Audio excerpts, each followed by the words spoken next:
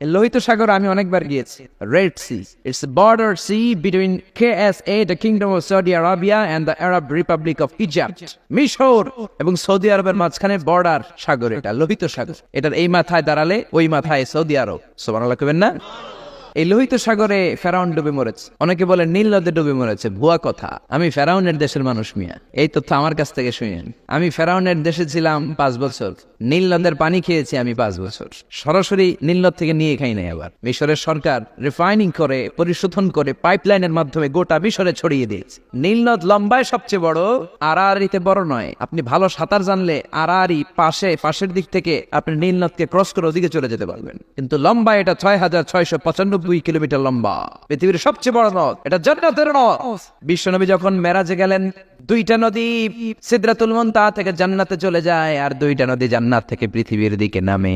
বিশ্বনবী ডেকে বললেন, জিব্রাইল, যেই 2টা নদী জান্নাত থেকে দুনিয়ায় নামে, এই নদীটার নাম কি? বিশ্বনবী বললেন, একটা ইরাকের ফোরাত নদী, আর একটা হলো আপনার ভাই মুসার দেশ মিশরের নীল নদী। কোন সুবহানাল্লাহ। ফেরাউন বলল, আমি জীবনে মুসারে আসতে দিব না পৃথিবীতে। আল্লাহ বললেন, তোর ঘরে আমি মুসারে বড় করে ছাড়বো। কোন ঠিক কিনা? মুসার মা মুসা আলাইহিস সালামকে সিন্ধুকে করে এই নীল নদে ভাসিয়ে দিয়েছেন। ফেরাউন এই নীল নদে মরে নাই, সে মরেছে লোহিত সাগরে মরে। বিশাল লোহিত সাগরে রাস্তা হয়ে গেল। সাইয়েদনা মুসা আলাইহিস সালাম আল্লাহর শুকরিয়া করে বনি ইসরাইলের মুমিন বান্দাদেরকে নিয়ে, তার কর্মীদেরকে নিয়ে, তার অনুসারীদেরকে নিয়ে, তার সদস্যদেরকে নিয়ে রওনা হলেন। দৌড়াতে দৌড়াতে লোহিত সাগরের এই মাথা থেকে ওই মাথা চলে গেলেন। ফেরাউন ইন দ্য মিন টাইমে চলে এসেছে তার বাহিনী নিয়ে। এসে দেখে মাশাআল্লাহ এত সুন্দর রাস্তা, বিশাল ব্রিজ, চমৎকার শক্ত ব্রিজ। বাঁশ টাস দেওয়া হয় নাই, যে ব্রিজের ভেতরে দেওয়া হয়েছে শক্ত রড। এই ব্রিজ দেখে তো মহা খুশি, মনে হয় যেন ওর বাবার টাকায় ব্রিজ বানানো হয়েছে। সে অর্ডার করলো, march on the bridge, march on my soldiers on the bridge and try to reach মুসাস। আমার এই সামনের ব্রিজটা পার হয়ে যাও, মুসাকে খপ করে ধরে নাও, আল্লাহকে দ্বারা ধরাইতেছি আমি। ফেরাউনের অর্ডার শুনে সেনাবাহিনীরা লেফট রাইট করে মার্চ করতে শুরু করলো। যেতে যেতে ব্রিজের এই মাথা থেকে ফেরাউন সহ সৈনিকেরা যেতে যেতে ব্রিজের মাঝ বরাবর যখন চলে এসেছে, আল্লাহ মুসারে ডেকে বললেন, ও মুসা, অ্যাকশন নিবার মনে চাই কিনা? মুসা নেই বললেন, মনে চায়। অনেক জ্বালাইছে বেয়াদবটা আমারে, ঘুমাইতে দেয় নাই, খাইতে দেয় নাই, খালি হামলা চালায়। এখনো এরকম মুসলমানদের ঘরে ঘরে হামলা আসরা নাই। ঘরে ঘুমাতে পারে না, নিজ এলাকায় থাকতে পারে না, অন্য থানায় চলে যায়, অন্য গ্রামে চলে যায়, রাতের ঘুম নাই, আত্মীয় স্বজনের সাথে দেখা নাই। দুনিয়ার বুকে কষ্ট করে যাও, জান্নাতের দরজা আল্লাহ তোমাদের জন্য খুলে রেখেছেন। আল্লাহ বললেন, অ্যাকশন নিবার মন চাই কিনা মুসা? মুসা বললেন, অবশ্যই। আল্লাহ বললেন, অ্যাকশন নিতে চাইলে আর দেরি করা যাবে না, লাঠিটা তোলো। সুবহানাল্লাহ কইবেন না? মুসা আলাইহিস সালাম লাঠি তুললেন। লাঠি তোলার সাথে সাথে লোহিত সাগরের এই মাথা থেকে ওই মাথার বিশাল ব্রিজ, পুরো ব্রিজকে ভ্যানিশ করে দিল কে? উদাও, কোনো ব্রিজ নাই, শূন্যের মধ্যে সবগুলো থপাস থপাস করে পানিতে পড়তে শুরু করেছে।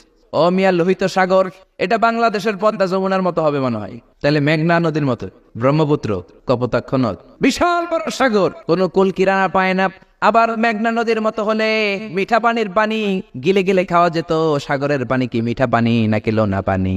কিন্তু লোহিত সাগরের লোনা পানি, লবণ পানি আর খেতে পারে না। এক ঢোক ভিতরে যায়, বমি করে 2 ঢোক ফালায়। খেতে খেতে ফেরাউনের পেটটা এত বড় হয়েছে, আজীবন খেয়েছে মানুষের বাড়ির লাউ, অন্যের বাড়ির কদু, অন্যের বাড়ির খাসির রান। আজকে বেয়াদবের বাচ্চাটারে লোহিত সাগরের লবণের পানির মধ্যে সুবাইকে। পানি খেতে খেতে পেট এত বড়। এবার হাত তুলা কয়, আমি ভালো মানুষ। কি বলে?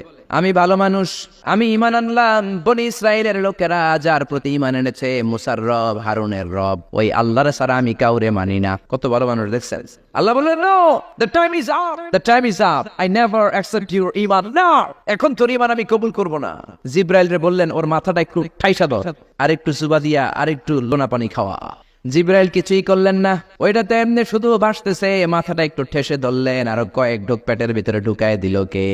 আল্লাহ বললেন, ফালইয়াউমা নুনাজ্জিকা বিবাদানিকা লিতাকুনা লিমান খালফাকা আয়া। ও ফেরাউন, তুই মরে গেলি, কিন্তু তোর লাশকে আমি মারবো না। তোর লাশটা গলবে না, পচবে না, কোনো কীট পতঙ্গ তোরে খাবে না, কোনো তিমি মাছ তোর দেহের মধ্যে তার জিহ্বা লাগাবে না।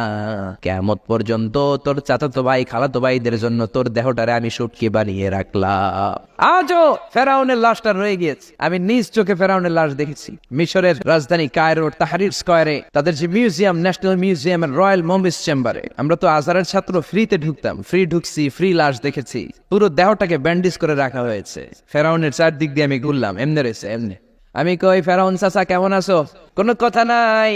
আমি বললাম আমাদের লিডার মুসারে তুমি কম জ্বালাও নাই, গ্লাসের মধ্যে তুমি আটকানো, যদি তুমি গ্লাসের ভিতরে না থাকতা তোমার ঠ্যাং হাত একটাও থাকতো না, এখন ঠিক কিনা?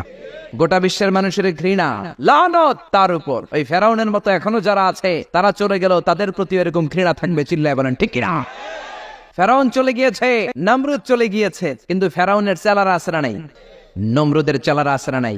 যুগে যুগে ফেরাউন থাকবে, নমরুদ থাকবে, আর তাদের বিরুদ্ধে আপনাদেরকে মুসা আর ইব্রাহিমের ভূমিকা পালন করতে হবে, চিল্লায় বলেন ঠিক কিনা?